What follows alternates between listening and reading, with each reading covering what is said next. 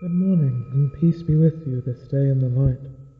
Peace may seem hard to achieve today, quietness hard to find, and reconciliation far out of reach. Some days there may be only noise. Some days chaos will take the upper hand. It is on these days when faith is most difficult. Sometimes my heart is not full of thanksgiving and prayer, only questions. Today I find myself lacking prayer. It isn't enough. In the face of hatred and violence, it isn't enough. Faith cannot be passive. We are, all of us, players in a story far bigger than ourselves, and each a participant in a spiritual battle raging every day. We mustn't simply sit by and pray. God cannot fix these things for us, for we have done them to ourselves. It is only by being radically accepting, choosing love over hatred, peace over violence, and action over inaction, that we have a prayer of combating the evil at work in this world. And there is real evil. To deny it only gives the monster strength. Real evil is insidious. It permeates thought and reason, distorts reality, and makes hatred seem normal where it ought to repulse us. We cannot allow ourselves to become comfortable with the presence of evil. We must move through the world with eyes open, mind sharply attentive, and we must denounce evil, cruelty, and injustice wherever we see it. While I know many of you listen from all over the world, today I find myself still shocked and heartbroken by what unfolded in practically my backyard yesterday. You may have seen coverage of Charlottesville in Virginia.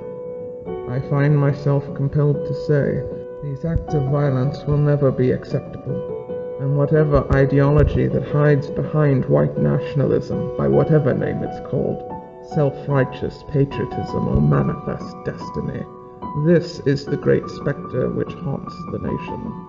This underlying sense of superiority will be the downfall of goodness if it is not checked. When people begin to denounce reason, choose division over unity, reject science, and believe it is acceptable to take up arms against a neighbor, this is where evil takes hold. These are the things we must challenge daily in our lives, the things which must rally us to fight. One cannot fight evil with violence, for one begets the other in a cycle we see unfolding behind us through history. Instead, we must meet evil with unity, an unwavering commitment to love and decency, and the strength of heart to say, you will not speak for us, and if that is how you would speak, you will not be welcome here. There is freedom of speech, but there is not freedom of consequence.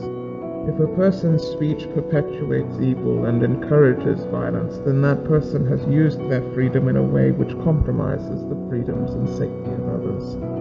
As a people, we must not tolerate this. We must never tolerate evil, and this particular form of evil walks next to us every day.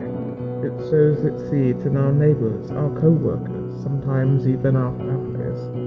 At times the scope is so vast it seems there is nothing a person can do. What is one to a multitude? Very important, I'd say. Sometimes all it takes is one voice in a conversation to say, that isn't right. Sometimes a small act of kindness can combat great damage done by evil. It doesn't matter what you do. Speak, write, rally, take relief supplies to those who need them. It only matters that you use the voice you have, and do not participate in evil's advance through your silence. Peace to you, and be brave in the